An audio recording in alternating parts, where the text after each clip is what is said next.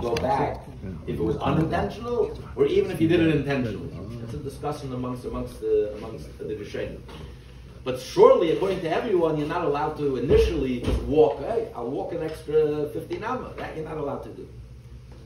But even we allowed you to go back. It belongs to you. It's yours because it's still within the first 2,000 amma. Still within the Tchum Shabbos. And what's the last piece referring to? Rashi explains. Even though I was lenient in this case, however, in another case, in the case that we just had in the previous Mishnah, in this chapter, that what if the string of the harp, the Levium used to accompany the service by singing and also with instruments. So if the string, one of the harps, tore, so how do you fix it? So the Tanakhama says how you fix it is you're allowed to tie it. Even though making a knot on Shabbos, you're making a knot, a proper knot. Even though it's just temporary. It's a temporary knot. Your intention is once Shabbos is over, you're going to cut the string and fix it, make a proper string. Because musically it's not the same when you have a knotted string. But you have no choice, so it's the best that you can do under the circumstances. You make a knot. So, and Rav Shimon argues. Rav Shimon says, no, don't make a knot, make a bow. Make a bow, not a knot, make a bow. So you can ask. Rav Shimon says here, you can ask me here. I'm telling you to be lenient. That even if you step beyond the Tchum Shabbos, I allow you to go back in. Yet in this case, when it comes to the bow, here I'm being strict. I'm saying you're not allowed to make a knot, even though it's only rabbinic, because it's not permanent. My intention is it's not permanent, but nevertheless, here I'm being strict. No knot, you have to make a bow. That's it, only a bow. So he says no. So I'm explaining to you why here I'm lenient and there I'm strict. So he says, because the difference is that here I'm giving you, you're allowed to go because you're within the Tchum Shabbos. But there I'm worried that if you make a knot, you're not allowed to make a knot outside the Beis HaMikdash. Why aren't you allowed to make a knot outside the Beis HaMikdash? In the Beis HaMikdash, it's a mitzvah. A mitzvah, for the sake of a mitzvah, you're allowed to even desecrate Shabbos. If the only way to do a mitzvah that you're obligated to do, like offering the sacrifice, the Levium have to sing, they have to play. So if you don't have an instrument, you have to desecrate Shabbos to make sure they have an instrument that they can play with. In the Beis HaMikdash, essentially, biblically, you're allowed to tie it even permanently. There's no problem. But nevertheless, outside of the Beis HaMikdash, you're not allowed to make a knot, a real knot, a professional knot, even though it's not permanent. Rabbinically, you're not allowed. Why? Because it's very easy to come to violate, to desecrate Shabbos biblically. If you allow them to make a knot, an impermanent knot, you're going to come to make a permanent knot. So that's why, even in the Beis HaMikdash, I don't allow you to do that. Because it's a serious, there's a biblical element involved. Outside the Beis HaMikdash, there's a biblical element involved. So therefore, even inside the Beis HaMikdash, we say that rabbinically, you're not allowed to make a knot. But if you make a bow, it's only rabbinic. So what's the problem? You're not going to come to there's no way you can come because it's not a professional knot. So there's no way that it can ever reach a biblical level. So therefore, there I'm being strict, and there I say you have to make a bow. So the obvious question is, the Rebbe asked, firstly, why does he bring these two things together? Why would I think, because Rabbi Shimon is lenient in the case of Tchum Shabbos, allowing me to go beyond, if I went beyond the Tchum, the boundary, I'm allowed to go back in. Because of that, I would think that in our case, with the case of the string and the harp and the Shabbos, the bow, he should also be lenient and allow a knot.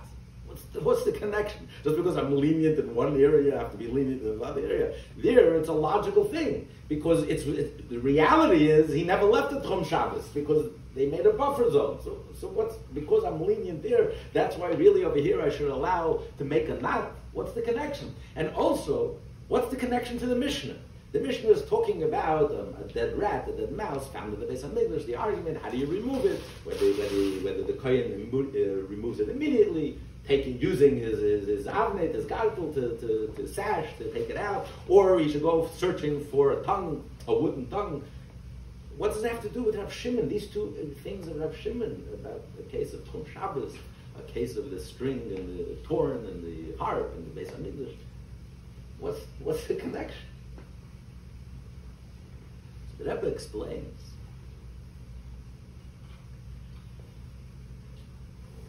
that the issue at hand here is the case of Tchum Shabbos.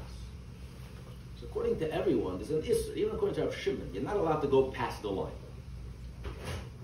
Rabbinically, you're not allowed to go past the line. You have to. They made a buffer for a reason. You have to be careful. You have to be careful. Follow. So by you coming back in a way, you're violating a rabbinic prohibition. But you have to weigh that. Nevertheless, Rav Shimon allows you to come back in. Why? Because you have to weigh that against the mitzvah. Why is there a mitzvah to make an Eruv, an Eruv Tchum, an Eruv Chatzedus? Why is there a mitzvah? Because there's a mitzvah, also Eruv Tchum when you need it, there's a mitzvah to enjoy Shabbos. Shabbos, you can't just keep Shabbos by not violating any prohibition. I'll tie myself to the bed, and I'll be guaranteed I won't violate a single Isser. You already violated the whole Shabbos. Shabbos is a day of pleasure. Shabbos is not a day to be tied to a bed and not to do Isser. The essence of Shabbos should be a day of rest, a day of pleasure. It has to be active, not passive. The essence of Shabbos is about the resting and the pleasure, not the violations and the prohibitions. So if you're going to be stuck outside the Tchum Shabbos, yes, I'm not violating anything. I'm doing everything. But at the end of the day, you're not enjoying Shabbos. You're stuck. You're stuck there the rest of Shabbos. You can't move. You can't budge. How are you enjoying Shabbos? So we're weighing the two. Should I violate a one-time prohibition versus a continuous doing of mitzvahs, by going back in, violating this one-time prohibition and crossing the boundary and going back into the Tchum? Now I'll be able to enjoy Shabbos, the rest of Shabbos. Every minute I'm going to enjoy Shabbos and I'll have pleasure. So it's a question of quantity versus quality. What overrides which? Here I can do quality. I can be 100%. I'm stuck. It's not my fault. I'll stay the rest of Shabbos. I won't violate anything. Or quantity. I have so many opportunities to keep Shabbos, to celebrate Shabbos, to enjoy Shabbos. So Rabbi Shimon is telling us, what do? It's quantity over quality. Even though I'm going to lose on the quality, I'm going to miss out on the purity of Shabbos, I'm going to cross the line. But better to cross the line, to be able to do all those mitzvahs. And that's why he continues and he concludes. And he says, now you can argue the same thing about the string, the harp, the string that broke. Because these two options, we have the same dilemma, the same problem, same question. A knot will hold. So yes, it's stricter. You know, you're making a knot. A knot is borderline biblical. If it was permanent, it would be biblical. And that's why outside the temple, you're not allowed to make any knot, even if it's not permanent, because it's a borderline. You may come to make a permanent knot. Versus a bow. The problem with a bow is flimsy. So it's very easily going to be, so a whole Shabbos you're going to be spending, the Levi is going to be spending making another bow and another bow and another bow. So again, it's the same question.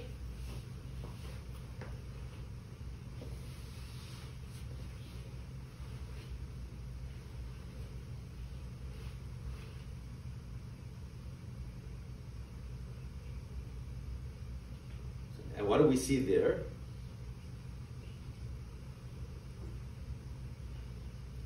So that's what so he says over there I am strict. That what? That you should make a bow, even though you're going to constantly desecrate Shabbos, violate the prohibition. Instead of a one-time deal, better do a one-time deal. Tie the knot. Just like over here we say, better do a one-time deal. Just cross the line, go back in, Better to violate Shabbos one time instead of constantly violating Shabbos by not enjoying Shabbos.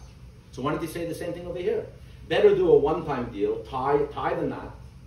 Yes, it's a one-time thing instead of this constant violating Shabbos, constantly having to make a bow and to make another bow and another bow.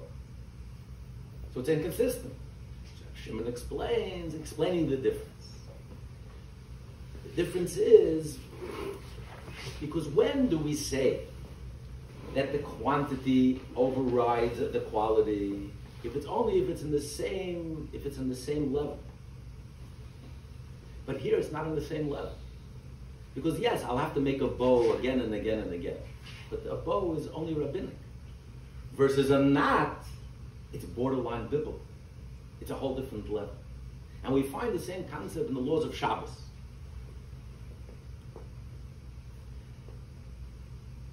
If a person is sick, right? And you're allowed to desecrate Shabbos. But you try to minimize the desecration of Shabbos. So you have an option. You have an option of slaughtering the animal, make sure he gets kosher food on Shabbos, or give him treif. What would you think? Slaughtering an animal, you get skila. You lose your life. If you slaughter intentionally, it's one of the 39 categories of work. Eating treif is a law. It's a prohibition. There's no death involved in it. So you would think, better you should eat treif. Go to the non-kosher butcher store and get him some chazer instead of slaughtering in a Shabbos. So what does halacha say, right? Halacha says no. Slaughter him. Why? Because here you're slaughtering, it's a one-time deal. Here, every bite that he eats, he's violating a prohibition. So even though it's only a law, it's only a prohibition, but the quantity, the constant, continuous violation, prohibition, is more severe than the one-time slaughtering, which is skila.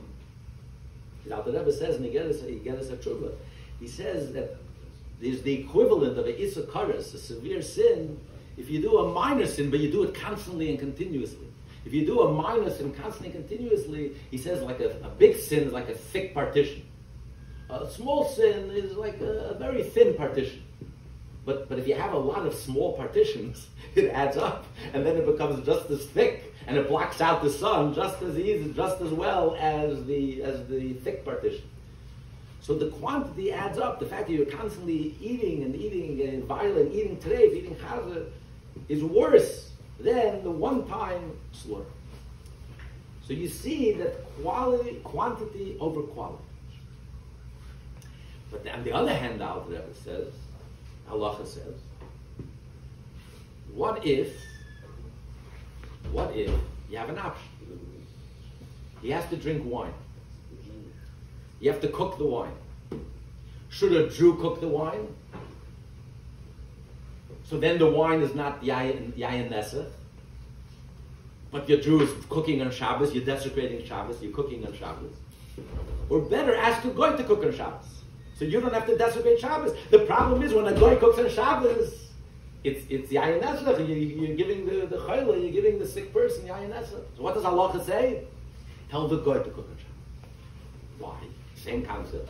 Every time the Jew is drinking the wine, he's violating a prohibition. Yes, it's not the severity of cooking, but still, you just said better to do a one-time prohibition, even though it's very severe, rather than a lesser prohibition, but you're doing it one after the other after the other.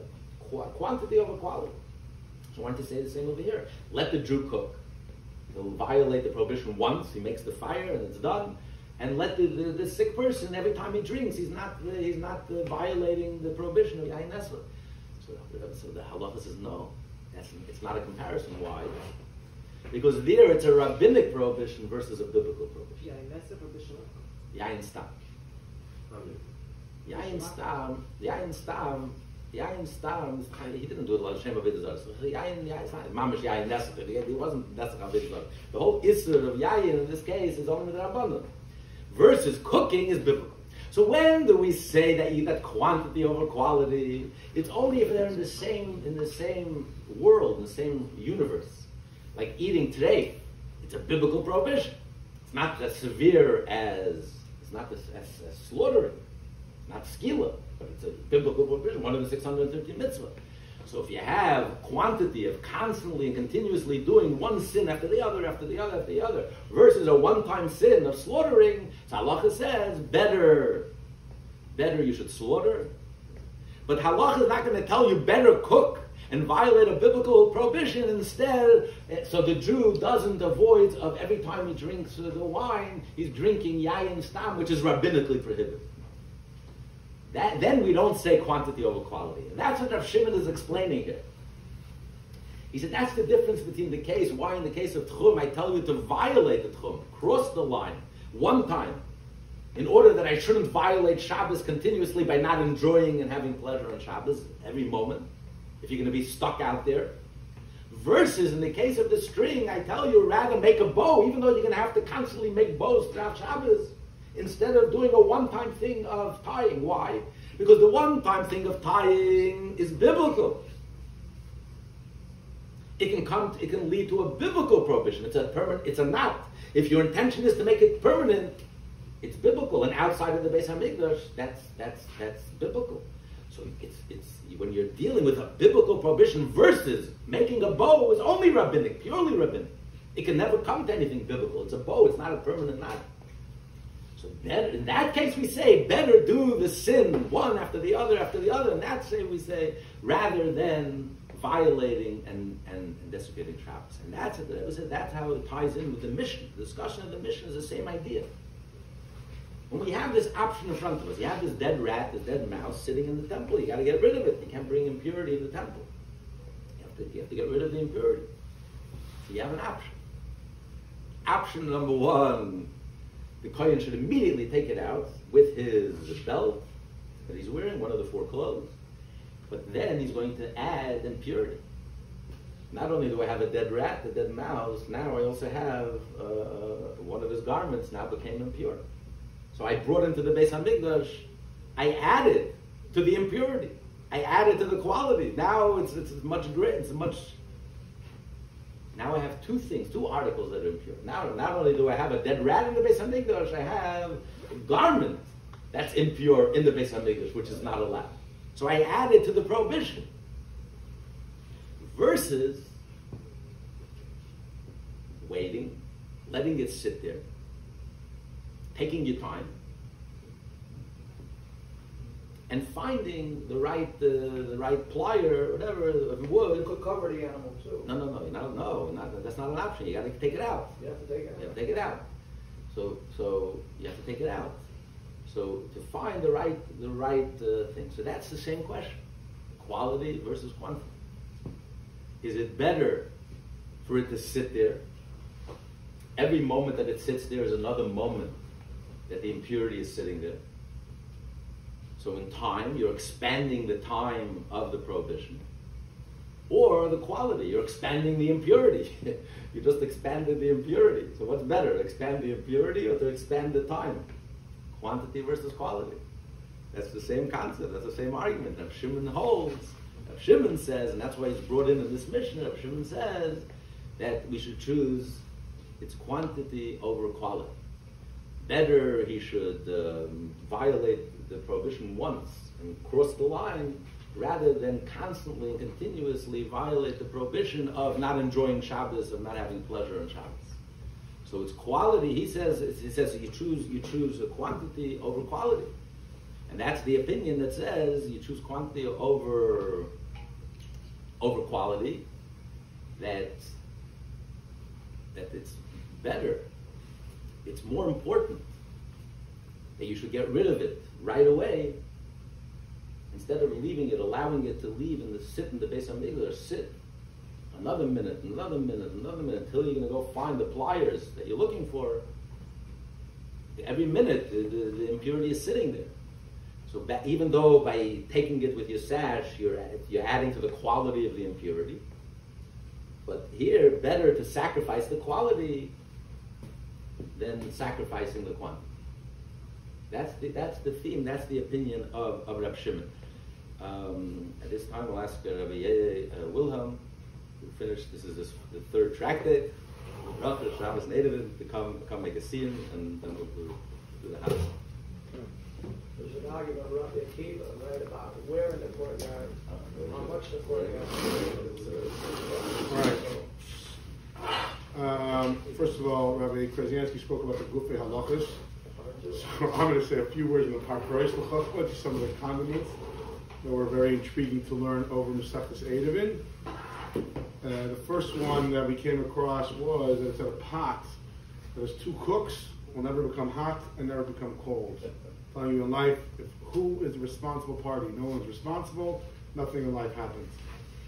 A very famous quote, probably the most famous quote, it's even on Pinterest, that's how famous it is, from Masechtas Eiruvin, is it says if you want to learn about who somebody is, it's three ways, the three chafs, bekis, how they spend their money, bekas, what happens when they get angry, and bekois, what happens when they have a lot of l'chaim. So those are the three ways to learn about somebody. The Gemara also said the famous discussion about how a husband and wife are two sides of one Adam and Chava, or two sides of one human being, or was Chava just taken as a part of Adam? And okay, there's many famous quotes, but I'm going to say two more. One that Rabbi Krasnianski stressed very much when we learned was the Gemara is having a discussion, and Rabbi Chia said something, and they want to attribute it to Rebbe. To say that this is Rebbe's opinion. So they said, how do you know just because Rabbi Chia said it, that means it's Rebbe's opinion? So Gemara says, if Rebbe Lashna, if Rebbe didn't teach it, Rabbi Chia Menayim, from where in the world did Rabbi Chia get who was Talmud of Rebbe, where would he get what he said? Right? Which is a powerful point, is, right, if the Rebbe didn't teach it to us, from where do we get our ideas from? Of course, for us, right, if the Rebbe didn't teach us something, so Rabbi Chia Menayim, where do we get our ideas from? We just make up our own ideas? No, of course. We are meant to be teachers and continuing spreading the teachings of Chassidus and of the Rebbe. And a personal favorite is the Gemara discussing if we have to learn Gemara mainly by day or mainly by night. And the Amora says, Anan Polad Yomam Anan. We're daytime workers, which literally means most of our Torah study is meant to be done by day. The Rebbe says in a Yom Yom, which was actually on my answering machine when I was in Chulon, which was, we are daytime workers. Our job in life is to work with light. We're not here to fight darkness. Don't sit and fight the struggles. Just bring more light to the world. We're daytime workers. That's how we're going to change the world.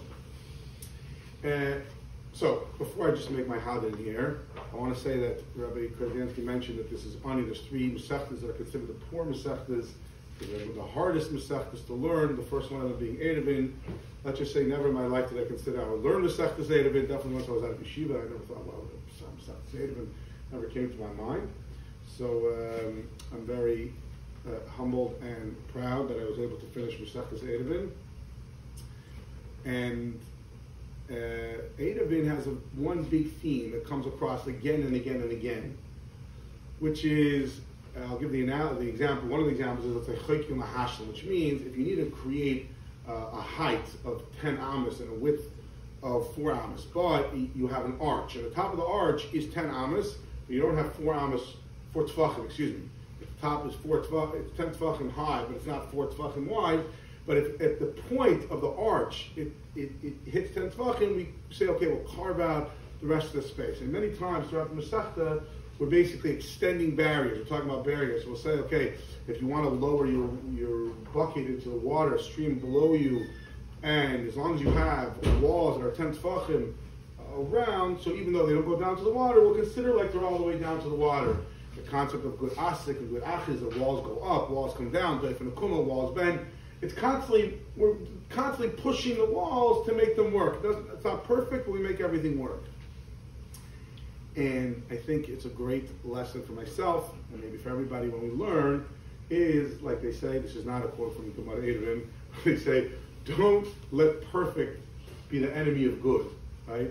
In other words, when you're learning, let's say, Eiruvin, especially if you learn with Rabbi Krasnianski, who was on to learn with, Rabbi Krasnianski makes sure that everything is perfect. He knows the Gemara, he knows the Rashi, he knows the Tosfos with the Ritva and the Rashba. So sometimes you'll be like, oh, listen, I'm learning, I don't know all the Tosfos, let's just say, for the least, right? But don't let that, okay, it doesn't have to be perfect. Not always will I understand everything, but I feel like the Abishah says, okay, we'll carve it out, that we consider like you are mashlim everything you learn. And in general learning, we're going to learn, you're learning through Rambam every day, right? Not every detail, not every plant, let's say, in the Hilchos Maishas, do we know what they mean and exactly how to go? Okay, right? It's not, if you don't get everything, we consider it like, we'll carve it out. We'll say, we learned everything. We'll bend the wall a little bit. We'll say you could still make the Siyum, and it still counts. So, I want to say that it's a big honor for me, and I very much appreciate my father, Rabbi Krasnianski, learning the daf with me, and also Phil has been a great study partner as well, I want to say.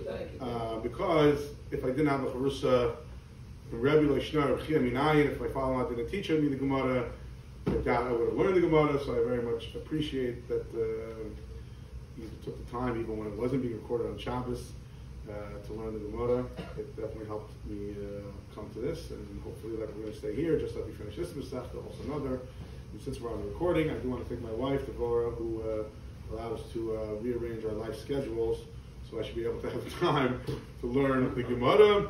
I guess I want to thank the Eibishter for Corona, because it also helped me have more time to learn the Gemara. So definitely a very strong positive that came out of my life. All right.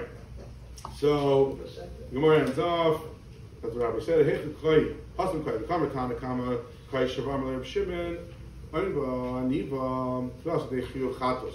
Shalei Rabbanik Shira Das Dechiu Chatos. Leishar. Sorry.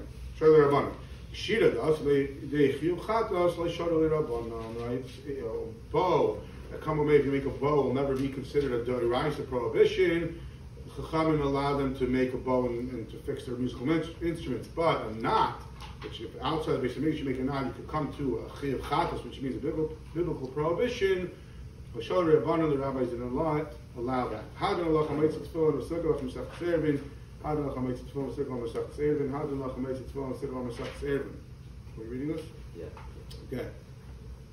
How do Allah Mesach Tzervin? How do Allah Daitach Mesach Tzervin? Daitach Allah this nation Minach Mesach Tzervin this nation Yinon Leba Amadim Leba Amad Asi. I said okay. How do Allah Mesach Tzervin? How do Allah Daitach Mesach Tzervin? Daitach Allah this nation Minach Mesach Tzervin this nation Yinon Leba Amadim Leba Amad Asi. How do Allah Mesach Tzervin? How do Allah Daitach Mesach Tzervin? Daitach Allah this nation Minach Mesach Tzervin place. I guess it means we'll do this again, maybe in 7 years, but at one point. Okay. You know something same on the Papa, Rami Papa, Menachem Papa, Achay Papa, Abamari Papa, Rafram Papa, Rachish Papa, Surcha Papa, Ada Papa, Doran Papa. Also, I hope my children will be coming to Chum. I have now the latest relation to us. Come to think of you, Am Chavei Shov, Kolon Anach, Tzedek, Am Chavei Shov, Kolon Yedish Machal, Leim Shirascha. Moy mit khak mit tsakh kilen hi li bisam khokach lamal levish lo yashkach tedach givam khisani bar khat al mel amen khokach amen salavai moy de nach lach nele hin over the service sam khokem yesh besh majbur sam khokem yesh kronis shol mashkim he mashkim am mashkim de besh shaybe he mashkim de van betelen anu amelim he amelim anu amelim kam sacher he amelim enum kam sacher anu ratzim he ratzim anu ratzim khaylam haba he ratzim ver shachas Shinam Rabbi him Teredim Leveshachas Anchi Damam Mir Malayachti Yemei Avni Aftachbach Yatru V'nach Am Deir Lahayshik Shem Shot Hatan L'Sayim Mech Sechtas Eidevin Kei Tazin L'Haskal L'Sechtas L'Svar Machinim L'Saimam L'Ilmoy L'Lami L'Ishmer L'Asis L'Kaim L'Skol L'Yisam L'Teresach B'Ava L'Schus Kol T'nayim Amirayim L'Sami D'Chacham Yamli L'Zari Shal Yamish L'Ter Pi L'Vizari L'Zari Ad L'Elam L'Skam B'His Halacha Tancha Oisach L'Shachcha Tishma Halacha L'Hakitzoisa Hisisichacha Kibi Yiri Yimach Oisif L'Chashnes Chayim Oirech Yamim Yemina B'Smail Oisher L'Chaved Noy Oizlam Yitein and Noy Yivarech Es Amel V'Sholem Skado Yiskado Shmei Rambam Yom Rav Lisa Yamim Chutz Yach Machar Kol Shichei Ve'echen Mech and Chayda Chol B'Shishav Agalo B'Makari Amen